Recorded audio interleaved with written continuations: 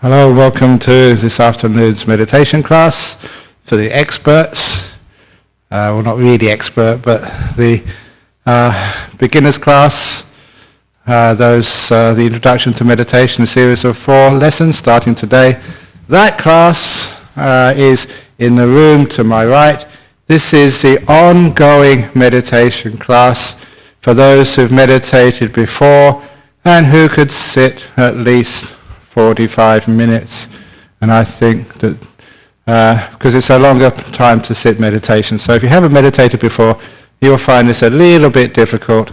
So for those people coming for the first time to these meditation classes here in Buddhist Society in Nollamara, please, it's in the room to my right. This is the ongoing class.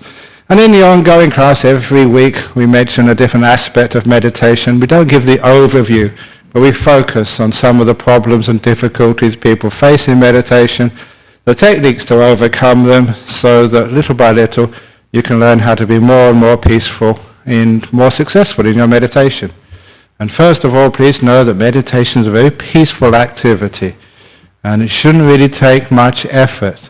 When people do have effort, they usually get headaches and other problems.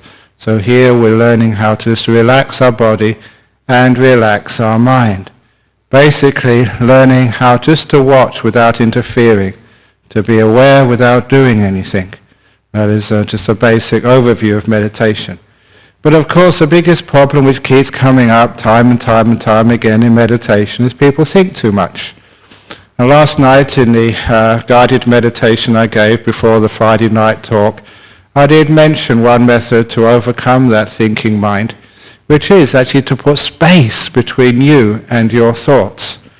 And that metaphor, that way of looking at your mind and the one watching your mind is very helpful, and people have found it one of the most effective ways of learning how to let go of all this thinking so you can be quiet and peaceful and allow the meditation to go very deep.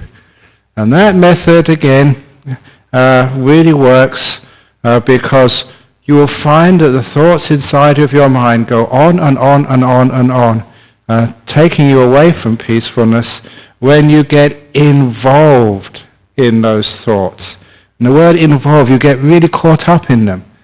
In this metaphor, when I'm sitting here and there's a movie happening in front of me on the TV screen or in a movie theater, when there's a space between us, then there's no involvement at all. You can actually learn how to let go. But when you're really caught up in the movie, it's amazing what people could do. I told that nice little anecdote in the Opening the Door of Your Heart book. I mention this because we have a visitor from Jamaica at our monastery. And one of my friends went to Jamaica about 30, 40 years ago. And he went to a very rough town in Jamaica. Jamaica had the biggest murder rate in the world. And he went to a drive-in movie theater. And he couldn't believe in the drive-in movie theater in upcountry Jamaica, the screen was made out of solid concrete. It may be a foot thick. And he wondered, why don't you use like a canvas screen like everybody else? And they said the reason was because in that particular town, they loved violent movies, cowboys and Indians, gangsters and police. And whenever there was a gunfight, the people in the audience would get out their guns and join in. And they would shoot at the marshal if they didn't like the marshal. They shoot the gangster if they didn't like him. You know, on the screen, they got that involved in what was going on. Now that is exactly what people do when you get caught up in the thoughts. You give them a reality which they don't deserve. You feel like you're right in the center of them, and you keep them going on and on and on. And all we really need to do is put some space, metaphorical space, or even imagine physical space between you and your thoughts. Project your thinking out in front of you somewhere. And imagine yourself, as some observer who's watching these thoughts from a distance. It gives you some sense of objectivity rather than being caught up in them. And when you stand back and look at the thoughts as if on a screen, you are not the thoughts. You're separated from them. The thoughts are over there. You're over here. By doing that, you will find, number one, when you see the thoughts objectively, you find what a waste of time they are. And also, it gives you the ability to turn them off, pretty much at will. What am I doing this for? I'm not caught up in them. They're not really interesting. I can see them from a distance. And then you find that the thoughts can actually disappear. And you can have some silence. Please never have the idea that the thoughts will actually answer any of your problems. You've done that so many times before, trying to find the answers to problems or difficulties, especially philosophies in life. And the thoughts just give you more questions and more arguments, which is why traditionally in all of the wise religions, it is from silence you gain wisdom, not from thinking. And if we can learn how to be a little bit more silent, we're also far closer to the truth of life. As Lao Tzu used to say, if ever when you're seeing a sunset, you think, what a beautiful sunset. If you think about it rather than seeing it, then you are just watching the words. You're not watching the sunset. Or like a cartoon, one of my favorite cartoons from Lunig, was when he had his family watching a TV in a room. And the TV on the TV was a sunset on some nature channel. And on the other half of the cartoon was an open window with the real sunset happening. But they weren't watching the real sunset. They were watching the image on the TV screen. And that is very similar. You're not watching the real life. You're watching the real life, its image as recorded on the TV of your thoughts. So when we realize that when we look at a sunset, if we give it a name, we are just watching the names. We miss the beauty of the sunset. When I was young, I was so interested in astronomy, I started to learn the names of the stars and the constellations and get as much information as I could about them. And then that meant that when I looked at the stars at the night, I could never see the stars. All I could see is their names and what they meant or what I told they meant. And it took me so many years to learn how to forget all of those names so I could see the sun, see the stars at night, just as everybody else could. Just to see their beauty, not their names. It's the same that sometimes people come for a walk in our forest where our monasteries are, and they give all of the names of the different species of trees. The only tree I know, and I've been here living in Serpentine about 31 years now, I just know them as gum trees. I don't know what particular species they are, and that's on purpose. Because if I knew what species they were and what subspecies and what class of which subspecies, then I would just think too much and I would never be able to appreciate the beauty of the forest. So, okay, somebody wants you. This is the introduction to meditation classes on the room to my right. So this is where we learn how to take away the value of thinking, put some space between us and the thoughts, not to get involved in the thoughts. And then you find those thoughts, they won't last very long. And you'll have some silence. When you do have the silence, you'll actually be seeing things in their raw rather than what you think they are. You won't be giving them names. You'll see them for what they are. Now this is so important to get peace in meditation and also wisdom in meditation. So when you are meditating, you know what happens for so many people? They start thinking, and it's only when the thoughts are over, they say, oh my goodness, I've been thinking all the time, I've wasted so many minutes, or maybe the whole meditation. When you learn how to put space between you and your thoughts, it means you are much more aware of what you're doing. You don't get lost inside the thoughts. You're apart from them. The other simile which I like to give is a simile of being in a jungle. You don't know which way to go. You're lost in the middle of things. And if you find a tall tower, a hill, or climb the top of a tree, then from above the forest you can find your directions. You're not like caught up inside the forest. You're above it with a bird's eye view. That's like being caught up in the forest of thinking. You don't know which way to go. But if you can imagine the thinking, your thoughts as a forest, and you stand away from it, you stand apart from it, and then you actually can see the thinking from a distance, then you get your idea of what all this thinking is. You get a bird's eye view of a forest. You know which way you can go. You don't get lost. So those are some ideas about how to deal with the thinking mind, so that when you are meditating, that's one big problem that you can overcome. And it's also, if you can overcome it in meditation, you can let go of the thinking, allow it to just to stop by itself when you give it space between you, the observer, and the thoughts. You'll also find, if you have any problems or difficulties in life, any disappointments in life, you don't go thinking, and giving yourself a headache and losing sleep at night. Too many people do not know how to sleep efficiently. And if we can only just learn, even when we go to bed at night, putting some space between us and our thoughts. I'm over here, my thoughts are out there. Then you may be able to let go of those thoughts and have a really good night's sleep and not worry about anything. You deserve it. Okay, so that's just a little bit of instructions on how to overcome thinking. Now we're going to start our meditation, so if you want to get yourselves comfortable, whatever you wish to do, to move this, to move that, to get the body nice and comfortable. Before we start, I'm going to, as usual, give the introduction, give the guided meditation for the first 5 or 10 minutes, and then to let you go and to follow the meditation as you wish. Oh yeah, thank you. Can you please turn off your mobile phones? That's very timely.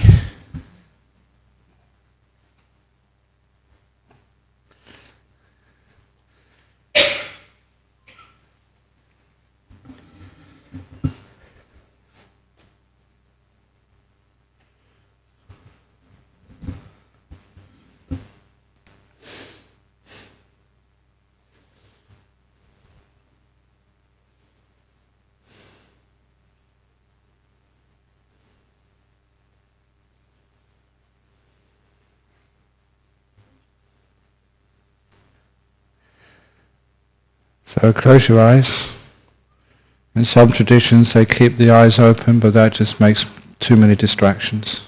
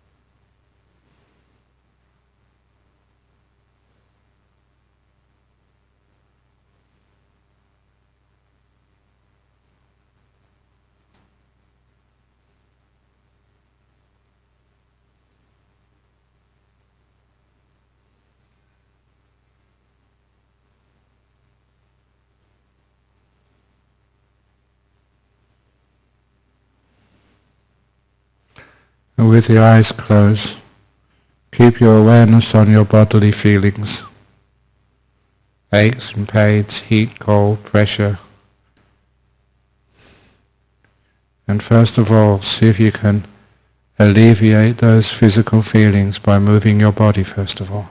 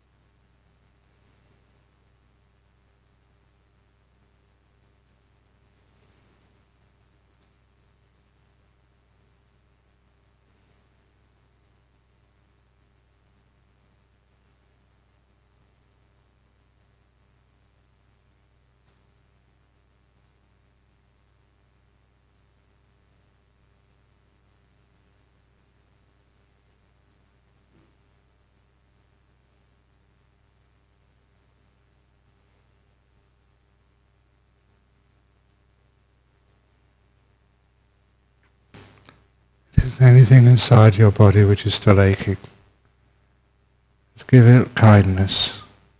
The mindfulness will give you feedback to show the feeling becomes softer. And you can relax headaches, pains, tensions inside the body just by mindfulness plus kindness. You relax things part by part.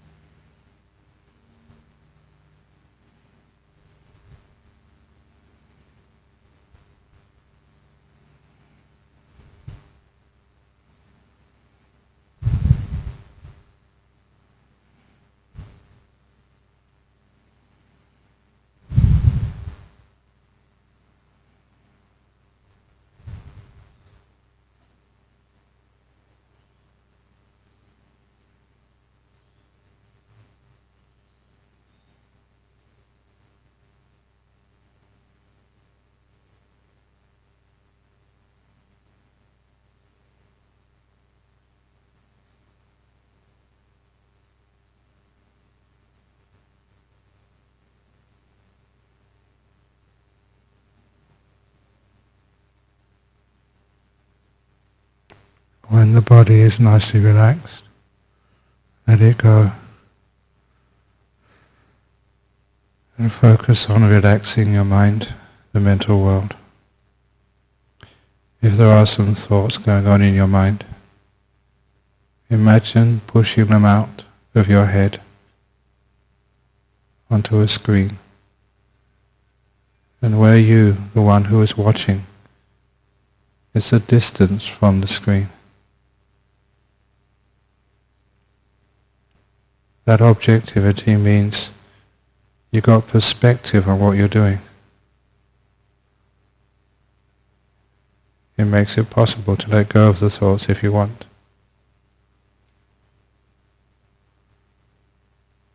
When you're lost in thoughts, you literally are right in the middle of them, like lost in a forest.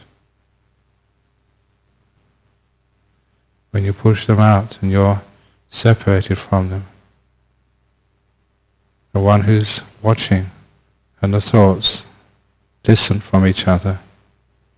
It's like having a bird's eye view. You're not in the thoughts anymore. You can fly above and beyond them into silence.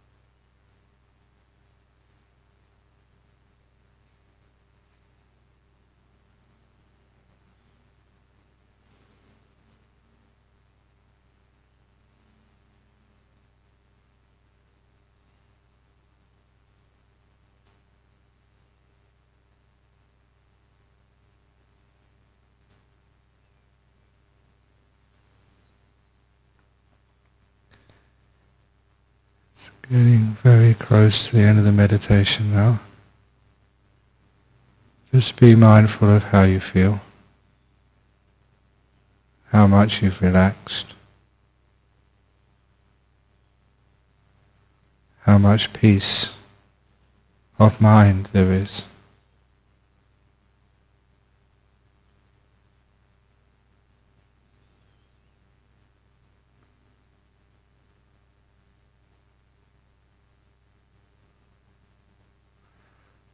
And in this meditation, what worked and what didn't, and why?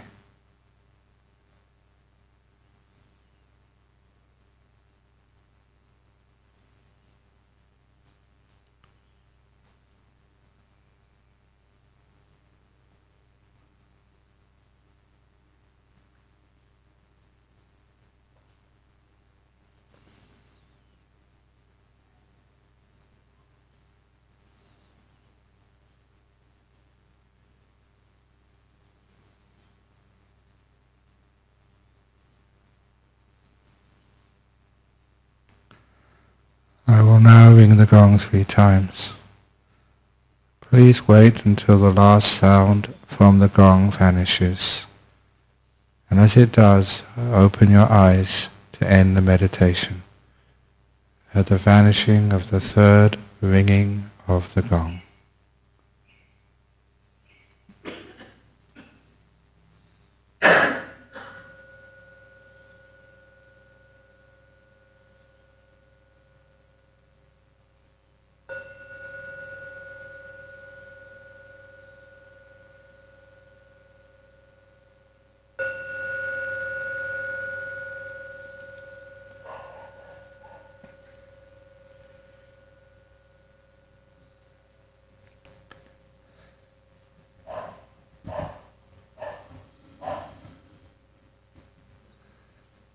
Very good. So, many of you know that these Saturday afternoon meditations are streamed live. So if those of you who can't come to the Saturday afternoon or you're overseas, the people listen in from all different countries and they have the opportunity of asking questions. Today we have 2 from Thailand and 1 from the United States. The first one, how do I deal with intense anxiety during meditation? It's a feeling that comes with no cause and I feel it deeply.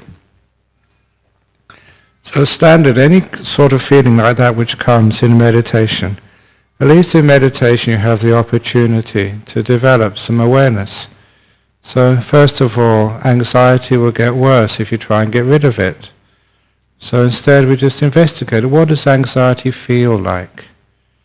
And see if you can know anxiety well enough that you can write sort of, an A4 paper, sort of, maybe 2 or 3 pages on what it feels like. In other words, really be aware of it. Sometimes people say, I feel anxious, but people say, what does it feel like? Describe it to me. You say, well, it's just anxious, that's all. It shows you're not really aware of those emotions. So number 1, really get to know it. Understand how it feels as fully as you possibly can. And then when you feel it, not deeply, as they say in this question, but you feel it fully, widely, broadly, you understand it, and just the different sensations and feelings, both in the mental world and the physical world, then it's pretty simple to overcome. Once you know it, as it says in the Chinese art of war, know your enemy, know yourself, 1,000 battles fought, 1,000 battles won. It's actually knowing what this thing is, first of all. And then you can actually just experiment with just simple things like kindness. And as long as your awareness is strong enough, as I mentioned earlier, you'll notice that feeling of anxiety change. It's not the same feeling constantly from moment to moment, it changes. And if you're aware of the change, you'll notice that when you are accepting, kind, warm, embracing of those emotions, you'll find its intensity decreases. You can notice that because you're aware of what's going on. You're not trying to get rid of it, you're just getting to know it. And you'll find as it gets less and less, you'll associate The attitude which lessens things like anxiety is acceptance, kindness, basic compassion. Once you get that and you make that connection, the rest is very, very easy. You get so compassionate you can just relax the anxiety totally away. As you also relax aches and pains in the body totally away. You get to know them first of all, basic mindfulness, awareness of these problems. I mean, really get to know them. That's a standard which I set for people. Can you just write down, maybe 1,000 words on what the anxiety feels like? You get to know it that well. And then when you get to know it that well, add this beautiful kindness to it, and you find it vanishes. Second question. I would like to practice reclining meditation as I'm getting old, which is lying down meditation. I am also getting old, and I know the person who's written this, you're not that old.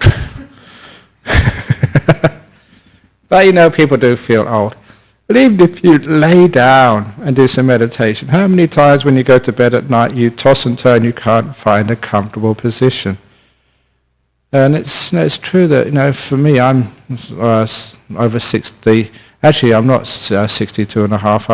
I had my 750th birthday about a month ago. Absolutely true. I won't lie to you. I can't lie because I'm a monk. And they even gave me a cake. Happy 750th Ajahn Brahm. 750 months since I was born. Not years. I quite like that because as a monk, the older you are, the more respect you get. So when I say I'm 750, people are like, wow, that's awesome. But anyway,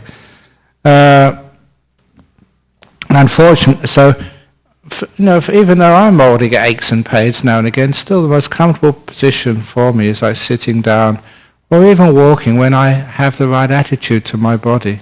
In other words, I learn how to relax it. And if you can relax it sitting up, you can usually relax it laying down. But anyway, it continues. Unfortunately, I have used the technique of watching my breath or scanning my body with metta when I had insomnia or depression.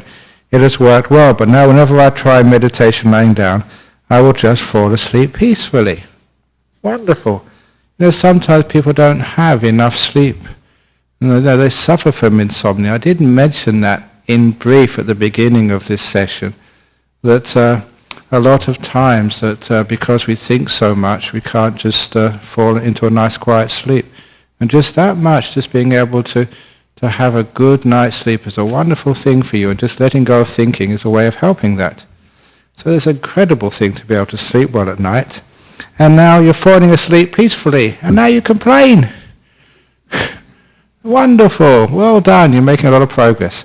And so what happens next is when you catch up on your sleep, because many people have sleep deficit, they don't sleep enough. And when you catch up on that, after a while you wake up, and then you don't need to sleep. Some people can't sleep because they don't need sleep. And what one does, one just meditates, being in the present moment, letting go of all your thoughts and just being. So you can do that, but even saying that another person is not that old, even so that there are times in one's life where one will be sick, in hospital, having to lay down. And sometimes you have to lay down for hours in hospital, all day sometimes. You can't walk because of some operation or whatever. And it is a very good to be able to learn how to meditate, lying down in a hospital bed. And the way you do it is exactly the same as you do sitting meditation. You're not doing a scanning of the body or watching your breath. You're just letting go of all the past and future. Relaxing the body, first of all. Letting go of all the past and future. Letting go of all the thinking. And just allowing your mind to be in the present moment. Embracing it. The breath will come to you eventually. You don't have to go searching for it. So the thing is that to do very little and to have a lot of awareness, a lot of kindness, just to make peace, be kind, be gentle when you're laying down. That's all you need to do, and you get into the deepest of meditations as you're laying down. So exactly the same thing, relaxing your body and just letting go of the body, just relaxing the mind, being in this present moment, being kind to this moment, and just getting very deep into peacefulness. And our last question, are there any specific suttas? This is the scriptures of the Buddha, where the Buddha talks about living in the present and present moment awareness, or have they been derived by various other teachings? The most obvious one is there's the three suttas, they're called the Bhaddekarata Suttas, in the middle-length sayings. So in the United States, if you look at the middle-length sayings, in Pali it's a Majjhima Nikaya, and it's called Bhaddekarata. There's three suttas there. And I think they're usually called One Fortunate Night.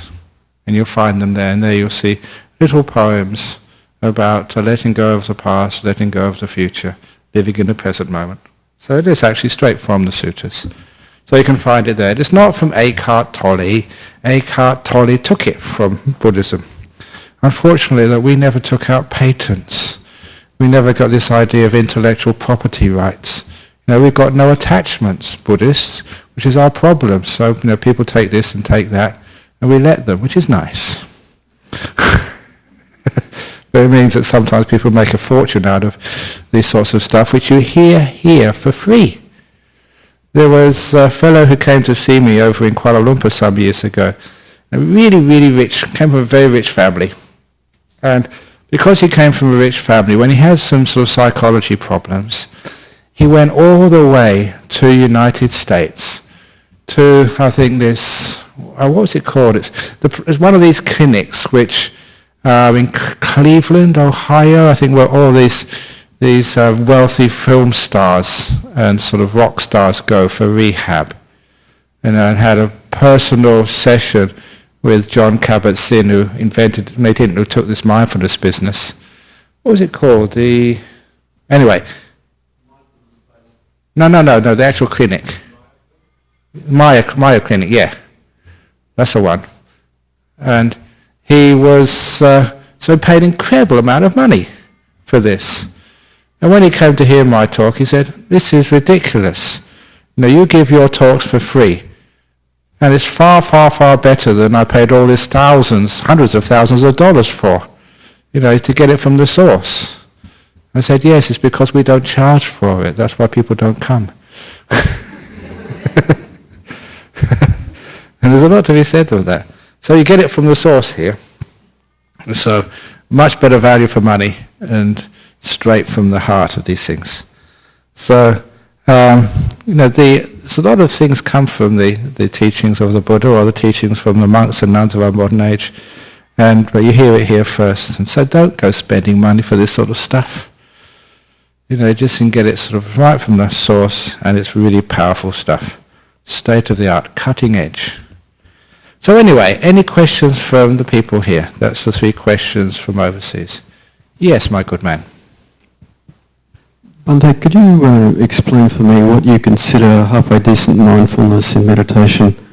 What I consider as what mindfulness? Reasonable mindfulness and reasonable concentration. What are the signs of it that past the point where you have this sort of like racing mind syndrome and it settles down? Could you say a few words about that? And then I've got some questions for what you do at that point.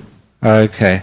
Reasonable mindfulness. Now, you know that I was one of those who started the idea that mindfulness is not just a thing, it has different degrees of power.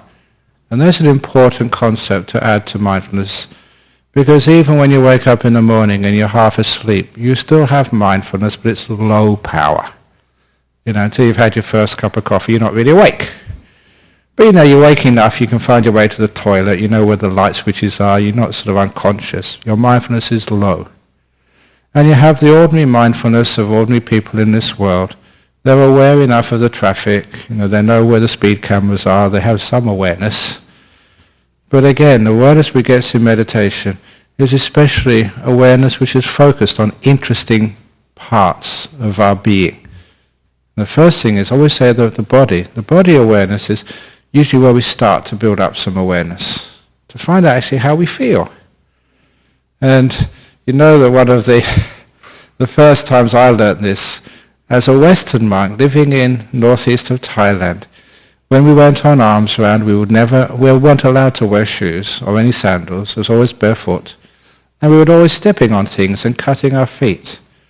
And when my master, Ajahn saw all these band-aids which were plastered on all the Western monks' feet, he couldn't believe it. And he said, you Westerners have got stupid feet.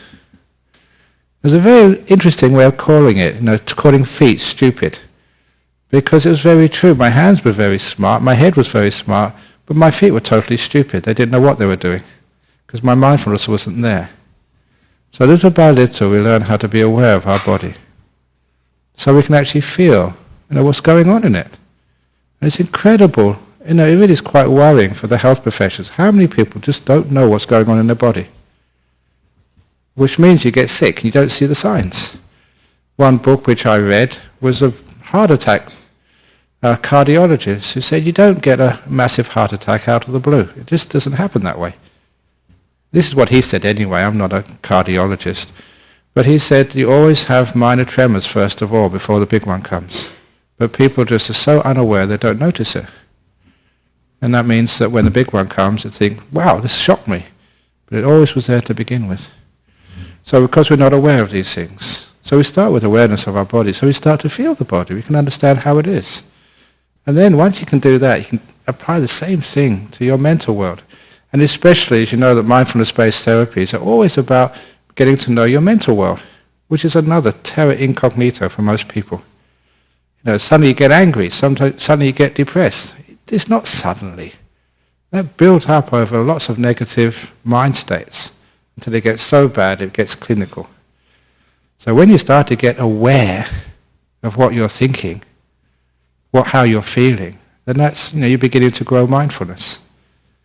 And one of the similes which I gave, about getting some perspective, the thoughts over here or emotions over here and I'm over there. Because when you're right in the middle of it, you've got no perspective. You haven't got mindfulness. Basically, you're caught up in it. That's not mindfulness. And the other simile I gave it last night as well. Hand so close to my face, I can't see anything. Now, when I put it out here, I have mindfulness of my hand. I can see my hand, but I can see other things. I've got some perspective to it. That's another idea of mindfulness, the perspective. So, you're not involved. You can stand back and get some sort of objective view of your emotional world. And of course, you can see what happens next. You can understand things. And now I can see what's going on. Just like, the tower above the jungle. That simile I gave of going to the Mayan ruins in Tikal in central Guatemala and just going above the tree line, you can actually see where I came from the last day. You've got the bird's eye view. You're not caught up in the jungle of your thoughts and emotions. That's what mindfulness is. So once you have that degree of mindfulness, in your meditation, that degree, then you can actually start to get some peace. Because that becomes the goal. Now remember, please, don't mention the word concentration. You've been on too many of my retreats. Stillness, please, not concentration. To me, that's a dirty word. That has spoiled so many people's meditation. So once you have mindfulness, you can see how I can be more still. What am I doing which agitates my mind? And then when you go for stillness, you get more and more still. And the thing with stillness, it empowers your mindfulness. It makes it stronger and stronger and stronger until you get really blissed out. Yes. So my question was, where to at that point? That's really the take-off point. When I'm saying halfway decent mindfulness, I'm saying, yeah, got it. I'm at that point. Yeah. What do I do then when I've got good stillness, okay, and I'm not thinking about my personal problems because things are stable and the mind is not running around all over the place? Then you get very mindful of that thought, what do I do now? You notice that is what stirs up the mind even more. So you're aware of just what you're doing inside of your head, inside of your mind, whatever you wish to call it. And actually the wisdom part of mindfulness, because in traditional Buddhism, we would never talk about mindfulness apart from wisdom. We had actually a word. This is the Thai masters, they'd always say satipanya. Sati was mindfulness, panya was wisdom. It'd always be mindfulness, wisdom, mindfulness, wisdom, mindfulness, wisdom. In things like the sutras, sati sampajanya. Never sati alone. Always with wisdom. So you're aware and you understand what to do with it. So you're aware of that thought. What do I do now? And the wisdom tells you, shut up. Okay, so that's fine. Okay, that's good. And so my question then is, when you're at that point and you are, okay, you've either got an object of focus or you've got a mindfulness, awareness without an object, okay?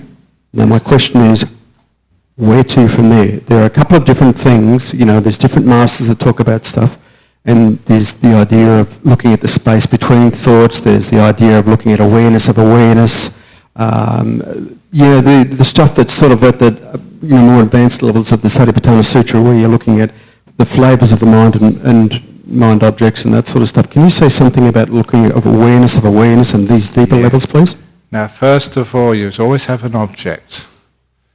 So there's always an object of your awareness. You can't have awareness without being aware of something. So sometimes when you are aware and you're not quite sure what it is, find out what it is. That is a simile of like going out from a lit room into the darkness. At first you can't see what's going on. Stay there. Don't move, don't go anywhere, don't change anything. And soon the pupils of the eyes dilate and you can start to see things. That's what happens in your meditation. If you think you haven't got an object, it means you can't understand what it is. Stay there. And let the object which you are aware of just evolve, manifest itself. So the point is, in each one of these, you're always doing something. You're trying to direct your meditation. And that means there's no more stillness. Whenever you do anything, whenever you make a choice, whenever you say, what should I do next? How should I proceed? That question is what stops the meditation developing. No, but I'm talking about something much deeper than that, where you are not indulging in cognitions, which is what you're talking about. I'm saying past that point, when it's way past thinking, it's a feeling type state, it's like putting a spotlight or something. Even the act of focusing a spotlight is an act of will. And I'm saying that when you have got good concentration and at that point, and you've oftentimes said, and I know that you're a teacher that teaches absorption meditation techniques as opposed to other teachers in the Burmese tradition, that sort of stuff. So there may be a pathway, I don't know, but the point about it is, at that point where it's really, really subtle, okay, awareness or whatever you want to call it, could you say something about those sorts of, that point? You do absolutely nothing. You can't have awareness of awareness. You are aware that you were aware of something in the past. So you're going back in time, you've lost the present moment, number one. So when you're actually at that stage, you're very careful not to do anything. If you like your mindfulness, like the simile of the two guards, they guard you from actually doing anything. There's an old, I like to say jokes because people remember them. I read in one of the in-flight magazines once that very, very soon you'll have pilotless planes because pilots who drive in planes make too many errors, and just the technology is so good that if it's all done automatically, you don't really need pilots, and the reaction times of the sensors is fractions of a second. A pilot takes at least half a second to make a reaction, and sometimes it's too late. So they said in the future there will be just one pilot in the cockpit with a dog. There's only two people up front. The pilot's job is to feed the dog, and the dog's job is to bite the pilot if it touches anything. Now that is what you do in that type of meditation. You should have a dog which bites you if you try and do anything. In other words, you stop. Thanks. So I think you get it. When you do a simile like that, which is a funny story, you actually get it. This is automatic. Don't do anything. So if you can have a dog there which bites you, whenever you try and do something, what should I do next? And then you stop messing around. Okay, so we've gone over, but it's good stuff. So thank you for listening, and now we can pay respects to Buddha, Dhamma, Sangha, and then we can go and do whatever we need to do.